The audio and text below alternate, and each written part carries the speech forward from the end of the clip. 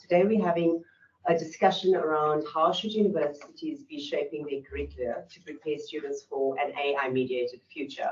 And it was so quite funny when we decided on this topic, we kept on using the word how should or should universities. Like there was still a debate on whether or not we even should have universities shape this. So the how should was a win in my mind. Yeah, so we have wonderful guests who's actually agreed to come in person. So for all of you online people, you're really missing out on the intimacy of our engagement.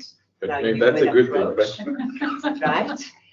So we have Professor Michelle Kuttel, and she is our head of computer science at the University of Cape Town. And Professor Kuttel has been working for 20 years steering the development of the new AI masters. That's only been the last, just for the last 5 months, 2 minutes. Yes.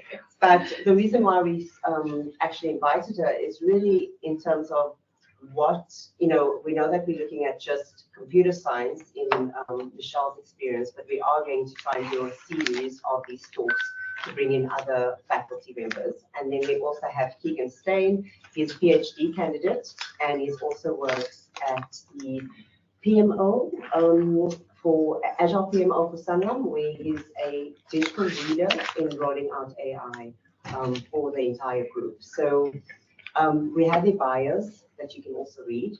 But just to kick off, we're going to start with Keegan, and both of them are going to have an opportunity to basically set the scene, and then I'll open up for discussion.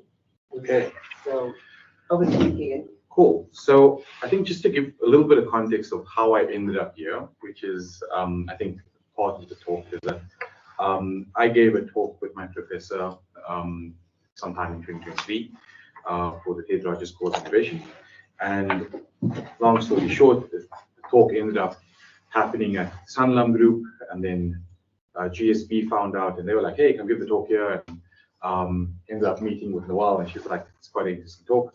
And so this talk is generally ranges between being a 4-hour talk and a 20-minute talk. So I've given him 10 minutes. So I've got 10 minutes. So I'm going to try to push it. So I've cut out quite a bit of things. But I think just to connect with this, it's really about the evolving futures that we're in and how things are changing as we speak. Let me get this going.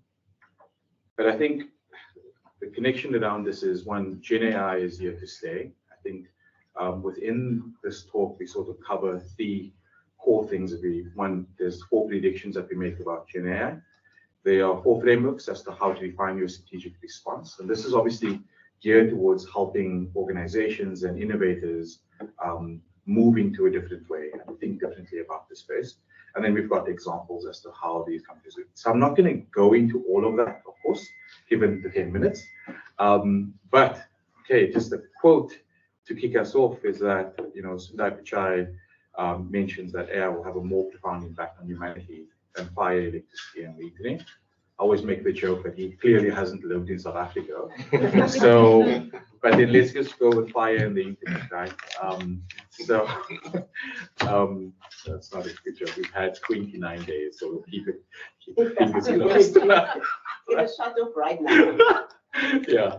So, but I think already, one of the things that we're seeing is that there's a study done by NVIDIA and MIT where already AI is sort of forecasting to have a 50% increase in productivity, and this is obviously just using developers. And one of the interesting parts about what they did was they interviewed the lead developer for Tesla, and they found out, wanted to find out what is the percentage of code that's being used by GitHub Copilot. And he said 80% of his code is being used. And what's really interesting about that is that that's probably the most advanced level of development happening now, because they're dealing with self-driving cars. And if you're thinking that 80% of your code is being produced through an AI, it shows you where the future is going. And this is sort of an early indicator around where the potential benefits. But I think this is sort of the gist of it. And I kept the slide because it's a little bit busy, but I think it really connects back to the fact that at this point in time, this is probably the worst that AI will ever be. And I think it's really important to take into account the fact that why I'm saying that this is the worst, because if at its worst, it's already able to beat 90% of lawyers. It's able to essentially steal people's passwords. It's able to scan and recreate brain scans. This is at its worst version that you'll see right now. And I think part of what we're starting to see is that organizations and are having to adopt this at the risk, right? So it's either if they don't, they run the risk of becoming irrelevant and new incumbents sort of coming into their space, stealing their market share, or they run the risk of not doing anything and essentially getting back to people pushing back and uprising around the fact that AI is displacing people's jobs. So it's an interesting conundrum that we're sitting with. But I put this into context. So for those people, Gen Zs, that maybe don't know about this, like there was once upon a time when the Nokia 3310, which is the phone in the middle, was the real thing that you needed. It's the equivalent of having an iPhone. But you wouldn't even consider this a phone to be used or to be seen with. But this is for me where AI is right now. And so the leap that mobile technology has made over the last couple of years really speaks to where AI is going to be moving towards. And so we connect with a couple of where things are heading. So right now, the predominant outputs around where AI is connected with is text to output, text to text, text to image. We're seeing now sort of really taking on the text to video space and disrupting that space drastically.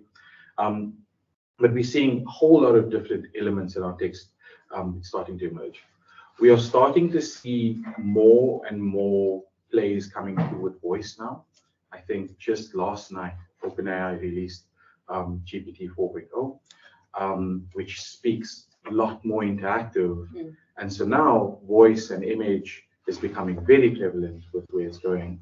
And there's a couple of examples where I show how in the very near future, thought to text, thought to image, thought to creation becomes a very real scenario where there are studies that's been done in Oxford where they're able to take your scans of your brain and from that detect the images that's coming through. So they are very interesting times. But the 4 predictions that we've got, that this has sort of been ratified with a bunch of analysts in our space.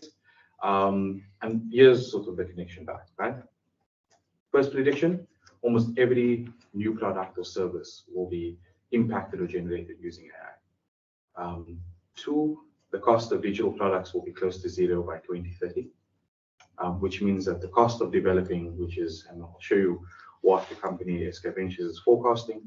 3, Gen AI will disrupt knowledge work in general, which is really interesting for me because I think if you were pre-ChatGPT, pre-Midjourney, everyone was saying that the most impacted spaces were going to be the blue-collar space.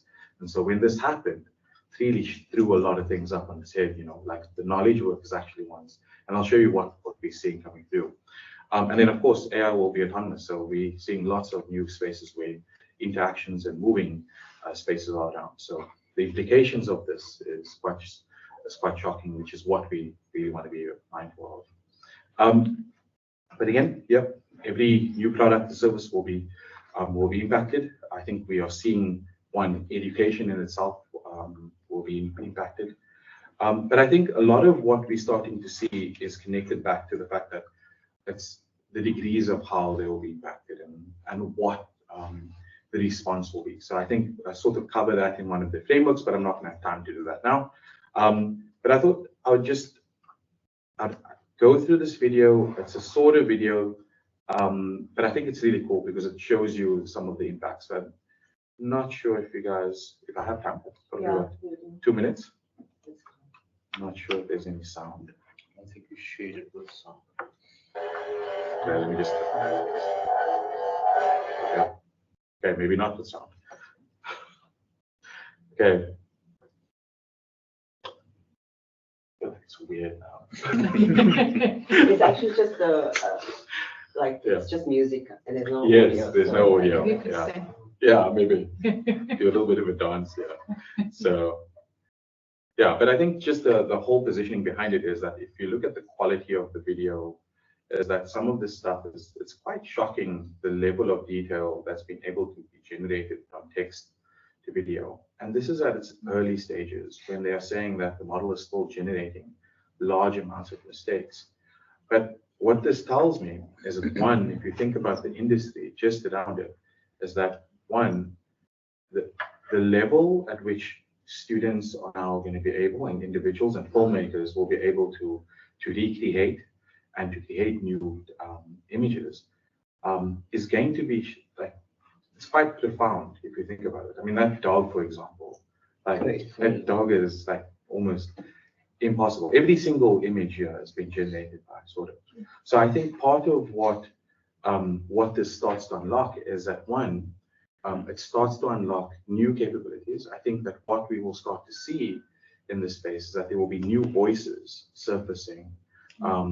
People that were previously disadvantaged and lack of access into this will now have a voice. But also at the same time, you most likely see large amounts of people being displaced because of this technology. And so the question that we have to ask is one, like, how do we keep this balance between, displacing or allowing access into the space? So this is a framework that was developed by Board Innovation. So they're an innovation firm that we work quite closely with. But basically, the long and the short is all industries will be impacted. It's just not equally, right? So some, for example, luxury goods. And the reason why luxury goods will not necessarily be impacted as heavily is because there's no logical reason as to why the value derived from a Louis Vuitton bag is not better than any other bag, but it's the brand value that's connected to that sort of keeps the esteem. So for the largest part, we're not really seeing that the luxury goods industry will be impacted, but everyone else, where law firms, consulting firms. I had this conversation, and you can start to see how the big four and the big five consulting firms are struggling with this change, is because a lot of their business model it's built on the fact of uncertainty, and so they leverage off organizations' uncertainty. So the big leverage was big data, and they come with frameworks, and we will help you solve the big data issue, right? And so now with the likes of AI and Gen AI coming through, they're having to adapt the entire business model on the fact that they are embracing this technology at the same time that we are experiencing it. So for me, a lot of what the organizations are going to be connecting with will be how the degree to which they are impacted. So of course, I'm in finance, and so our impact is high, and so we have to monitor the way in which we change. But when I did this, I was connecting with quite a few people from UCT, and so we sort of go through this process of unpacking the impact of AI in education. And so right now it's really medium, because the degree to which education is connected with is also dependent on the society. So for example, if you go to Nigeria, you will see the value of education is quite high, where people will, they will make sure that they have a master's degree over having a job. It's not, it's dependent on the culture. But I think that the connection that we have to ask is, one, is to what degree is the goal that the universities or our schooling is trying to achieve? Is it about, one, providing an education, or is it about connecting to a job? And so this is the big conundrum that we're facing, is one, if it's about connecting to a job, then your strategies and your business model has to look very different to just providing education for education's sake. Okay, so the next one is really connecting back to the cost of digital products will be close to zero. This is a study that is forecasted by SK Ventures. They are a venture capitalist firm. They're really well known in the space around being able to forecast and predict the date at which technologies and will be adopted, but also the date at which the success. And they've got a really interesting formula as to how they get there. But they are showing that by 2030, the cost of producing digital products will be close to zero, right? And what this means is that the idea behind developers and who will become developers will change, right? And so shortly after producing this study, the CEO of NVIDIA came out in the World Governance Summit saying that our job is to create computing so that nobody has to program, right? And anyone, the language of programming is human. So everyone in the world will become a programmer. And so the concept for me, which is really interesting, is that when you start to look at this, is that, a lot of the analogy that I like to use is that, development is very similar to speaking English, right? Or to mastering an English language, in the sense that, a lot of the really good individuals that can speak English, that become authors, they have a mastery of how to nuance the language, right? And so the same goes for developers, is that the ones that are really talented have got this nuanced way of interpreting the language and, manipulating the language to produce these products. But when the language barrier or barrier to entry is reduced, suddenly now it's no longer about whether you know the language or not. It's now about the limitations of your creativity that defines how good of a programmer you become. Right? So it's really interesting that this is what's being forecasted. Right? So when I share this with people that are developers, a lot of there's either denial and there'll be anger and lots of responses, or they'll be like, yes, I need to start finding new nuances. But I think the whole idea behind it is not so much and I share some of the concepts, there's some videos and examples, but the idea behind it is, one, that it's rethinking the nature of how the roles will change. And that's, I think, the really interesting part. So, the third prediction, just let me know how I'm doing with time. You almost need to finish up. Okay, cool. Yeah, but I think this one really speaks to, so there's a book called The Long Tail, Clicking Christian writes it off about innovation and how innovation moves in through spaces. And so when we flip this onto Gen AI, we start to see that, it follows a very similar suit in the fact that, right now the quality is really low, but you can also see that the impact is going to start increasing. And so for us, what we're starting to see is that, most industries, knowledge work industries, will be disrupted, right? And so it's not if it will be disrupted, it's how it will be disrupted. And so the question really becomes is, one, how do you embrace it? How do you embrace Gen AI into your work and also into your space altogether, right? So I think the big components for us is why there's lots of language that connects AI as a tool. It's simply just another tool that we use. I do feel that it's slightly different, right? And the reason why for me is because never before has any form of technology been able to make decisions by itself. I think this is what AI right now is able to do. We're also seeing now that it's the first time in the history that technology can create new ideas by itself, which has never been done before.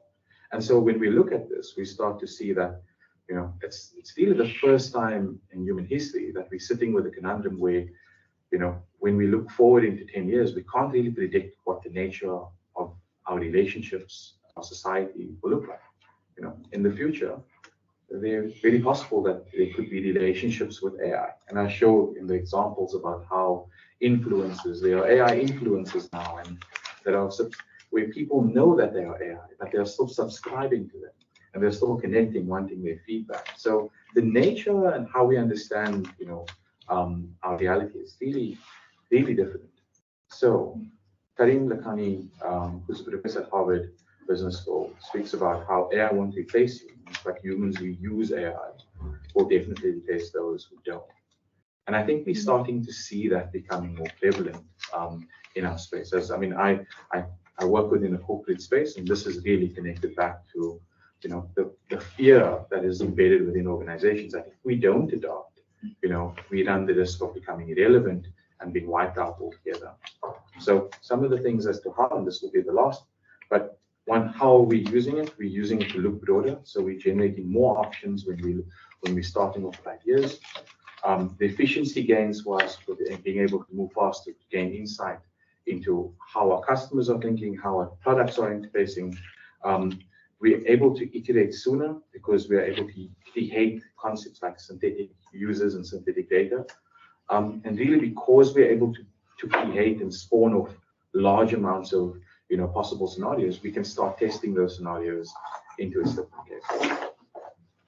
Yeah, so that's pretty much a 4-hour talk condensed into, I think, 10 minutes. So, yeah. Thanks. I was brutal with you, but you set the tone, and then we'll open up for questions. But Michelle will do it specifically her talk is specifically on her curricular adjustment, I would say, change, and how they're looking at AI in light of computer science. So you've got 10 minutes. So I'm gonna share my screen. Yeah. Yeah. No. This one. Okay, so excuse the glasses have to go on. So I'm going to talk about this is a 1-minute talk made into a 5-minute talk. But I'm going to talk about really how we are grappling with this in computer science, and we've had to because we're probably at the forefront of how this, in some ways, about how this impacts university. And computer science, maths and stats are the kind of home of AI, but very much computer science. So most of these slides are not my usual level of visualization, they're more talking points. So we're very much concerned specifically with teaching AI, but also because we teach the use of AI in teaching, so that there's two separate things. So in computer science, I don't think maths and statistics also they teach how to program AI or how it works, and maybe IS as well, but it's the same. IS and computer science are basically the same thing. But AI in teaching is, also the large language models have disrupted that a lot. So, yeah, we all know it's taken the world by storm. You can ask what I should talk about here. Gives me some pretty good ideas. I do want to make one point. I don't think AI is yet creative. It's not at all creative, and that's how you can use it in teaching, is that it's not creative. So you have to be very creative how you set assignments, and then it's much harder to use large language models to solve it. But it's not creative, it's an amalgamation. It's like ask the audience. So you get a good ask the audience answer, unless the audience is generally wrong about the topic. So I haven't actually asked AI about... No, but it just gives you a sum total of current thoughts. It doesn't give you those aha new thoughts, because it can't. It can't. It's not possible for it to do that. So the challenges for us for computer science curriculum in new AI world are training in new skills. So these are, as I see them, difficulties in assessments and the relevance of old skills. I think it should be clear from my bio, I'm not an AI researcher myself. I have a general understanding of how it works, but and I've supervised some projects in various AI-ish type areas, but it's not at all my research area. However, as head of department, I have had to spearhead this new curriculum. So it's a lot of work dealing with AI now, because we've had to create a new AI major to stay relevant and current. And well, I suppose we didn't have to, but we have a critical mass of AI people in computer science, and so it made a lot of sense to do this as well. And so we have a whole new AI major that you can do either with computer science or with mathematics or statistics or other weird options that we haven't looked into but could be possible. But it's a major all by itself.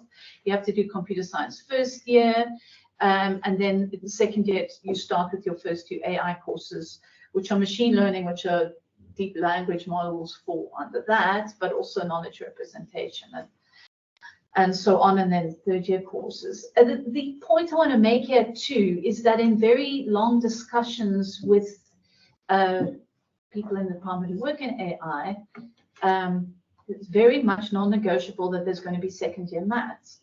And we have, over the last 20 years, gradually dropped the maths requirements for computer science because it's a big barrier to students passing the degree.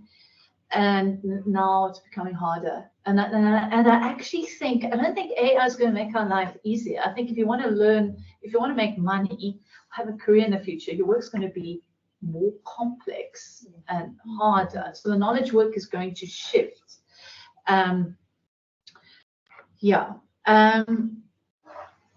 Then training in new skills. So this knowledge work is going to shift. STEM, science, technology, engineering, mathematics is going to become even more important than it is now for students to do, which is perhaps an issue as well. And then there's this whole idea of no-code programming. I just want to say programming isn't about nuances in language. It's actually the opposite. It's about being incredibly precise about what you're saying and problem solving. So the thing is, we used to teach assembler. We're removing it next year. But we don't teach very low-level programming. And over the course of me first starting programming in age 10, and then now it's moved from far more technical, not in all cases, but in most cases you're moving upstream. And I think actually that's what AI programming is going to do. It's still going to be there. Programming is not actually about the language, it's about problem solving. It's about finding solutions, it's about algorithms. So the algorithms are still there and you're still going to have to check it. It's just you're solving them at a higher level. And you're going to have to train people, whatever they're doing, to be incredibly precise about how they solve problems. That's really what we do. So I think it'll focus more on the algorithms than on semicolons at the end of sentences, which is C programming, which is brutal. Okay. So we're going to have to train in new skills, and so our main core course is going to have to change as well. But another issue that we're facing, that we're trying to tackle, and I think this is actually hitting humanities more, is the problem of assessment. So many of the more modern ways of assessing, open book exams, continuous assessment where you don't have a big final thing, assignments and writing and not the final exam, are now, it's too easy to not do them and still get the marks using a large language model. And so the response to this is actually, and I've said this before in another panel, is to move backwards in a way. It's that, and we've had to do this in computer science, you up the weight of the closed book exams, the practical tests where they don't have access, so they can show that they actually have the skills. And you make assessments harder.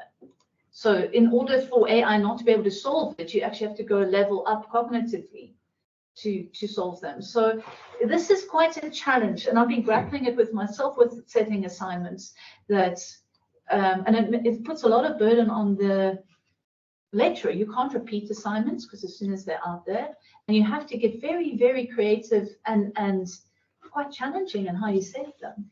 So I've noticed computer science assessments over the years, because of VULA, which we're losing, but you can go back to like 2012 and look at what the exams were like and the assessments. They were much easier than they are nowadays. It's actually much harder. Programming, all our assignments, assessments are much harder. So as technology moves, we just require more sort of critical thinking. It's not just, can you write a program? It's like, it's much harder. The way we assess people, we require more of people, and people being the students, but also the lecturers. This is where the fear comes in. How much of what I've been trained in is relevant? Mm-hmm. And I do think we need to think about that quite a lot. I don't think computer science is going to disappear, personally. As I say, I think it's going to become about the algorithms, but we don't know how much of what we do. I mean, grammar checks and all of that, you don't have to worry about that with students anymore, which is actually fantastic. You can actually read everything you get. They may not have a lot of substance.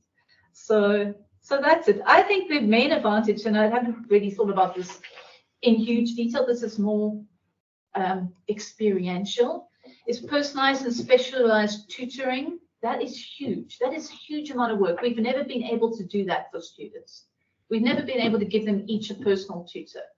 But we know that if we did have the money, I mean, that's the old, British upper classes at Cambridge. You had a personal tutor who guided you through the work. That's actually what we would like with infinite wealth to do. With AI, we actually can do that. I don't know how many people use Duolingo.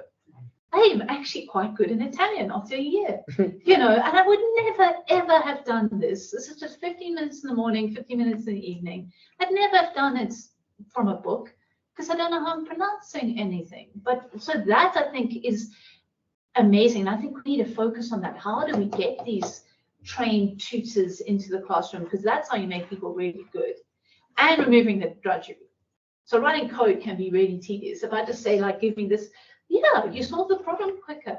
And I think that's fantastic. And so we focus on the stuff as opposed to all the sweat to get it. Okay, and that's it for me. So Thank you both. I'm going to ask a few questions, and then we're going to open it up to the chat for questions. So, I mean, ideally, both of you have set out a scene, but in terms of higher education, do you not think what AI is doing is just letting us, I wanted your opinion on this, look at what is the role of higher education? Really, what are we there to do? Because on one tier, we have, in humanities saying we are actually teaching our students to think critically, think creativity, finding their voice. With computer science, like in different faculties, we actually have a sense of the human beings that we want to graduate.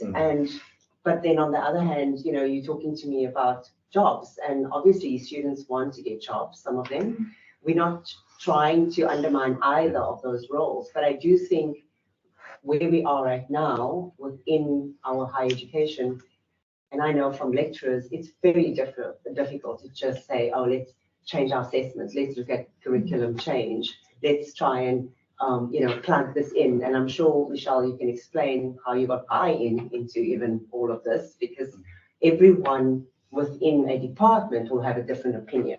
Yeah. So from your point of view, both of you, what would you say is the best way to approach this and not be a knee-jerk just to what Kate mentioned, corporate pushing of AI tools down approach just for a monetized level, but really what do we want our students or our graduates to understand ethically within a world that, like you say, might be the ones that are actually AI driving, humans driving AI. So that's sort of like a broad question that I want you to speak to those areas. But I think that you can't look at that in isolation, because it's very complex. Yeah, of course. Do you want to? No. Okay, cool. No. So I think the basis for us is that to ask the one question is how should we be approaching this or approach education? For me, it's like the same way that any enterprise would be approaching this. What is the goal that you're trying to achieve, right? And once you understand the goal that you're trying to achieve, is then to connect your strategies to that, right? To ensure that you achieve that. So, for example, if your goal is to educate people on the correct way of how to learn a subject domain, then of course you continue doing what you need to, and you create the structures to prevent people from cheating the system, right? But if your goal is to produce individuals that are ready to be absorbed into an organization, it needs to be very different, right? Because what's happening now is that, even with the nature of how corporations are looking for talent, is that there's very few emphasis placed on, I remember a time when having an MBA, for example, automatically meant you were fast-tracked into an organization. And it meant that you either going to be a top consultant or you're going to be into a management position. Now, organizations don't really care. If they're looking for developers, they don't care what university you come from. They care about the problems that you're able to solve. So when organizations are trying to identify a top developer, they're giving them really complex problems, and they don't care what three-letter word is connected to their degree. They care about how they solve it. In fact, many of the top developers that we're seeing have not gone to university. They've just been developing from the age of 5 for 10 years. And so they don't even come close to the student that's only got 4 years, or, so it's just really, for me, it's about understanding the goal, because if the goal is to connect students to job opportunities, then your approach has to be slightly different and nuanced. So, yeah. Can we not do both, Michelle? Well, yeah, I mean, I think our job, I mean, we need to divorce it from like how we've always done things, and that doesn't, is to create productive members of society who can contribute and move, you know, and so we need to think about what do they need to be productive members of society, and to, you know, you also want the superstars, you want people to be able to do amazing things. So what skills do they need? And if I mean, clearly they need to actually understand how the limitations of the AI. So you do actually have to understand how it works, but they need to have deep understanding and experience with it. So you definitely can't avoid it. Yeah. We have to embrace it. But I think we do actually need to. It's easier in computer science because we're used to moving with the times. We're used to updating our curriculum every few years. It's going to be harder in some other disciplines, I think. Agreed. Yeah. So, I mean, talk to me about AI detectors, because we do have lecturers that are saying, you know, they get these essays that they know they've run through AI detectors, and they're finding, even turning in, they're finding that the students definitely used it, and they want to mark them 0, and they want a policy or, you know, to say like, you are failing and we are really unhappy and you shouldn't be using it. And what is the risks and the affordance, like what is the risk to the students and the lecturers with that approach in the future? Like how do you look at a sort of like, not punitive, but I would say it's overwhelming to have to change your assessments, and now you just wrote exams and you're getting all these essays that you know is generated by AI. So you're just going to run it through, turn it in, you're going to be like, okay, even though AI detectors are not great, I can see more or less that it's there. I just need to say no. But what is the risk for teaching and learning and for students and lecturers going forward on that approach? So if I can, yeah. So Turnitin is different to the AI detectors a bit. I mean, Turnitin is about copying. Yeah. So I think Turnitin still works pretty well. I think the danger is letting students see the Turnitin personally mark, because then they optimize for that. So that it should be, we're going to use. Yeah. Well, we just don't release it. So, but I mean, the agreement in the department is that the AI detectors don't work, and so we actually can't use it. So we don't. We don't rely. We can't. So they're not good enough. Yeah. So I think we need to rethink assignments. Yeah. You can't set an assignment that ChatGPT is going to get 100% for. You just can't do that. But so you need to think. I actually feel that, you know, what's probably going to happen is that over time we will descale the nature of assessments. Like, I have this belief that we will actually be moving back into the Aristotelian times, where dialogue was the form of understanding, right? Like, because the idea, I mean, and so let's fast forward into a time where your AI will be integrated into your glasses, and so you will be able to, you know, conjure up a thought through and regenerate. Like, where access to the infinite supply of knowledge is not an issue. How do you assess someone, right? Because at some point, right, the assessment that you're going to connect, and it comes back to the critical thinking and assessing it out, how do you think critically?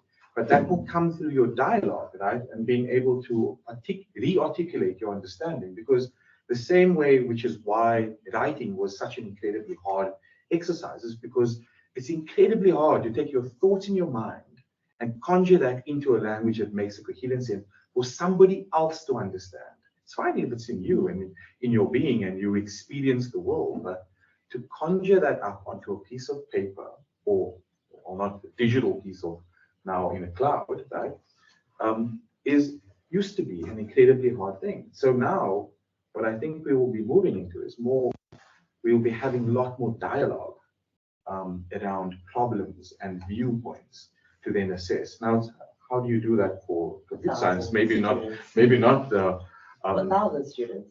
Yeah, but the question that you have to ask is that, I mean, would you need 1,000, if you have 1,000 students, would you need, how many people would you need to be reviewing that, right? Like, so if in this future where you can have infinite amount of tutors and you can connect exactly with the data that's being positioned and they can share their insights and their thoughts, what's like, how does that change the nature of how the educators will be empowered as well? So okay. I'm going to open it up to the chat and questions.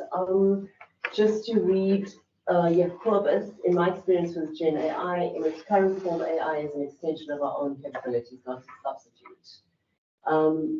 AI created content remains flawed, sometimes deeply flawed, sometimes less so. In itself, it might get the job done, but not particularly well. If AI extends our capability, it's still our capability that fundamentally drives AI, and it is the underlying capability which we should be assessing.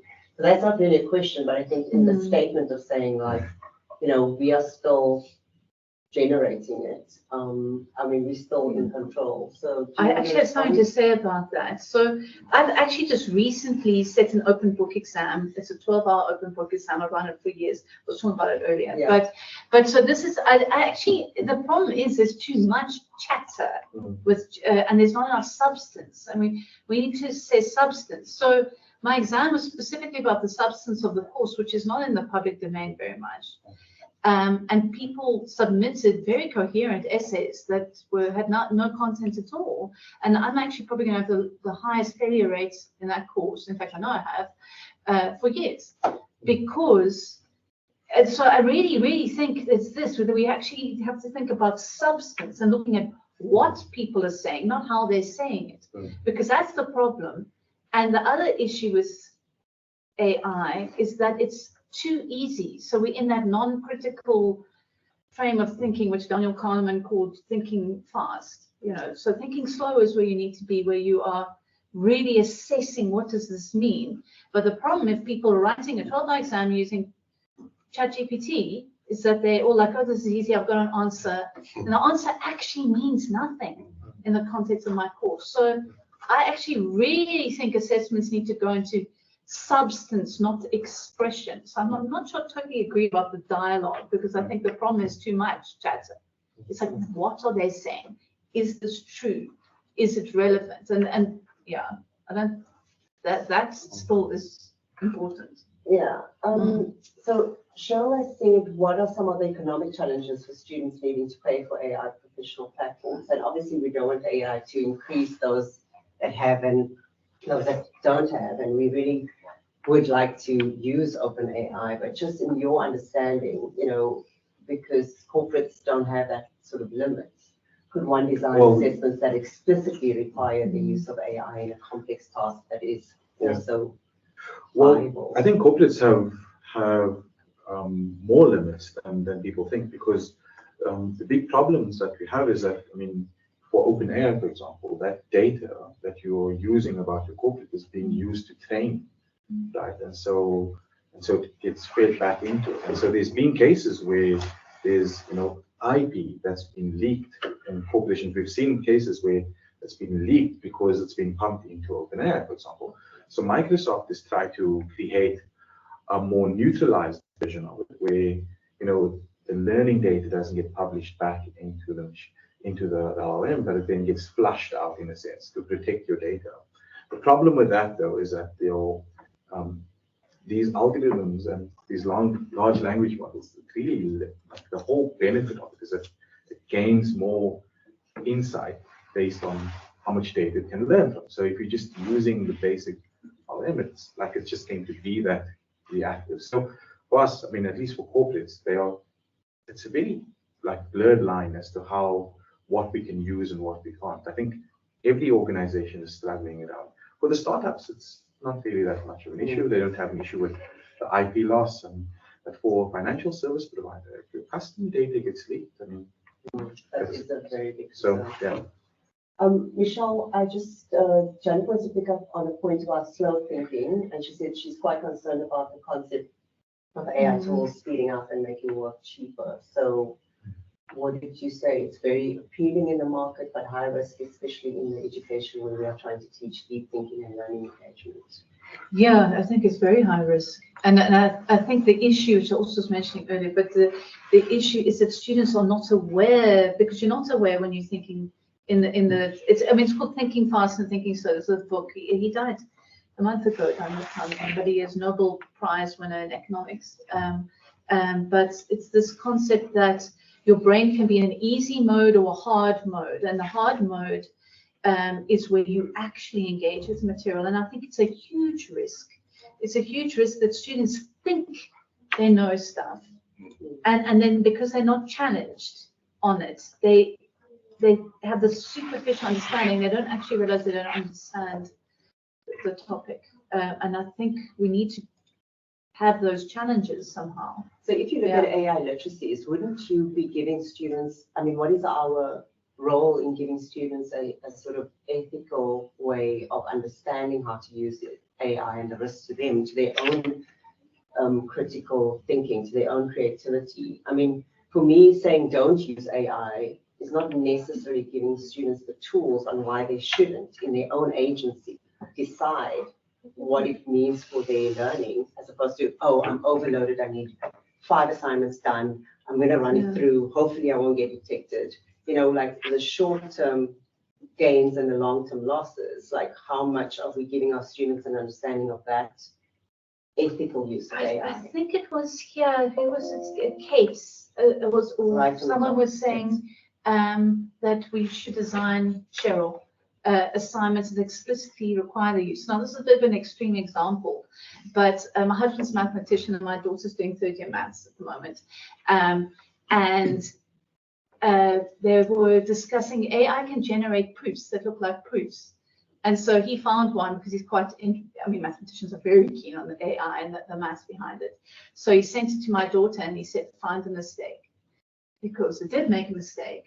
I mean, there's a lie in the proof because it just lies. It looks like a proof, but it's not a proof. And it took, it takes a while. You actually have to have quite a deep understanding of maths. So I think we could do that. And that's quite like an aha moment, and it's a really hard assessment, which AI is not going to help you with. But that's quite creative. But you can't tell them not to use it. That's never going to work. Yes, these schools are trying to ban phones in the UK now for kids. And also banning ChatGPT. I don't know when has that ever worked? Just make it go underground.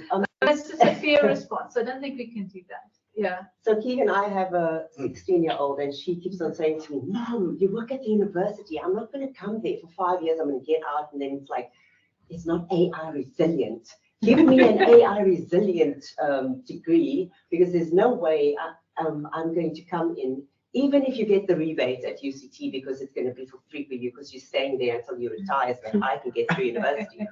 I want to know, what does it mean for me to get through a degree that, in actual fact, besides just getting a job, she really wants to understand whether that time is well spent, because she's learning from Udemy now, she's learning from YouTube, she's taught herself coding, and I am really struggling being in the space, trying to say to her, actually, which I learned from another lecturer today, said to me, do you know, in humanities, when they say the so what of why are you doing an undergraduate degree in a humanities course, it's because we're teaching you in a postgraduate level to think and research and understand the world. And when I did philosophy in my first year, I was like, why am I doing this? It's just the so, just explaining the learning outcomes to the students. So, like, from your point of view, are our graduates in 5 years' time going to be relevant to the world of work in the way in which my 16-year-old is very like agile in her life? I think it's an interesting question, because one, there's I think we're moving into a time, one that, as the world becomes incredibly more flatter, where organizations are outsourcing their work and education to cheaper and cheaper resources, right? The idea of the skill that you require is going to be very different. My view actually is that if we fast forward into 10 years time, I actually think that the skills that will be in higher demand for organizations will be that of humanities and philosophy. For me personally, of course, not for Of course, science, I disagree. right? Of course, but for me, Very and- cross-sectional. right? No, but the reason why I say AI that, and humanities, Right, like it is- comp sci. the reason why I say that is because organizations will have access to the best developers, and because they would be extensions of those individuals in the future. And so the question won't be, can you produce the best developer in the world? The question will be, organizations will have access to the best developers. The question more so is, how do I nuance that to our context, to understanding the people of South Africa or Nigeria, and that comes, that there won't be an ability. So, and I'll share a little bit of context, right? So there was a situation where a large bank went into Lagos and took the same model that they did here in South Africa, and they applied it into Lagos, and it worked incredibly well in South Africa, and it failed exponentially. And obviously, it's connected back to the cultural aspects of that space. But the big thing for me around where things are heading towards is that if you are not adapting to the cultural elements of where the organizations are right now, I think access to grads, organizations are still looking for top talent. So the things like marks and which university you're coming from does definitely play a big role. But I think in the future, for me, it becomes really interesting around the way in which you think about what defines relevance. So it's a tricky one, man. It's yeah. I'm going to disagree, and Yeah. I'm going to say We that. like disagreement. Yes, and I actually, having just thought about this a bit more, I think where it's going to become more important are what they call the real sciences, which is subjects without the word science in them, the physics, chemistry, biology, that sort of thing. Because if you've got a body of knowledge, AI can learn that body of knowledge and give you a lot of information on it. But if you're creating new knowledge, I don't really see how AI is going to help construct a new drug. Like, how's it going to replace an organic chemist? How's it going to replace someone looking at, cheetahs in the wild? Or designing a new bacteria that can produce a vaccine automatically. I don't. So,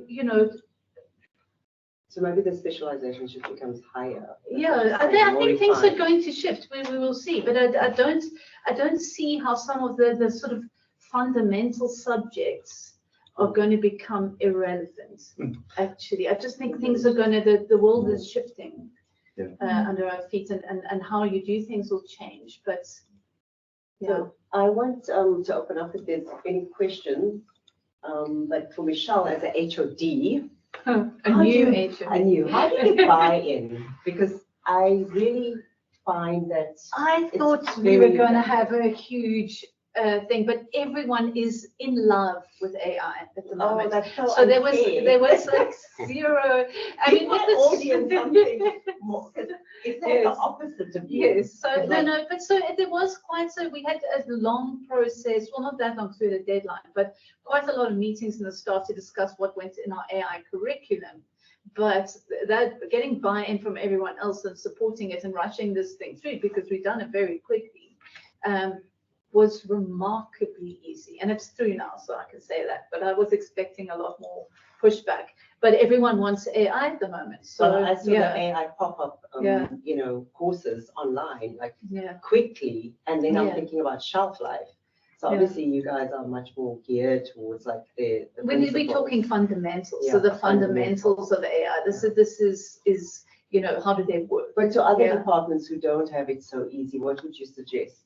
How do they approach this idea of? I have no curriculum change? idea. I just tried to suggest a new marking scheme in the department, and that went down like a lead balloon. So I don't know. People get stuck in their ways. There's going to be a big There's an people assessment issue. policy Yes. that you can use. Anyone Yes. online or on the room that you want to ask questions? There's an interesting one here from Kate that says, recent studies show that master's degrees, to use that commercial criteria, ROI, don't have a good return. Was that to your MBA point? Or I don't know. I mean, Kate, do you want to ask that or Ray, um, expand on it? Yeah, okay. Just a LinkedIn article that I saw this morning that said, I can't hear you yet, but I'm not so sure. okay, if Or your I audio could is- turn the thing on. Yeah. On. There we go. There we go. No, No. gosh, okay, I'll just type. Shall I rather just I don't type? know if it's on Kay's side or It's probably ours. on Kate's side. Should be coming through the Candela. okay. So we have 4 more minutes. Pressing if ask a question. Oh, they can, yeah, okay. Janet, maybe one of you can Fine, try. don't worry about it. It was just a comment, a bit But that's- blasé, from a LinkedIn article this There you morning go. that showed that in America, the return on master's degrees isn't considered cost effective. Yeah. Which is not to say they aren't valuable. It's one more little weft or weave or thread. As to how it makes assessments in or creating courses and degrees and qualifications and recognition of those and recognition of assessment value. Yeah, it's a big pie. Yeah, I mean, just from I mean, I can't speak on behalf of all corporates. Why not? Not here representing the corporate world, but I just think from my own observation, anecdotal observation of what I've seen is that I think the gravitas that master's degrees once had is no longer adding the same value that it once did. And I don't know if it's because the accessibility of master's degrees right now is I mean, it appears as though everyone has one, you know, and so where the credibility of it. I mean, no, but this is the question, like as an organization, if you see, hey, I've got a master's degree, this person has got a master's degree from the University of Kent Road, whatever it is, and our ability to cross-check how valid or the credibility of that master's degree and, you know, whether it's withstood, you know, the rigorous, you know, reviews. Organizations don't have that time. The reality is we connect with a service provider that says, tell us if this degree is credible or not, right? And does some checks. And if the degree comes back, yes, this person actually graduated, we tick for us, it is the ticking of the box. The real, and it's because we've seen individuals that have got, you know, great certificates, great pieces of paper that says I've done something, and then you land in an organization where 90% of your interactions is not with like pieces of paper, it's with human beings, right?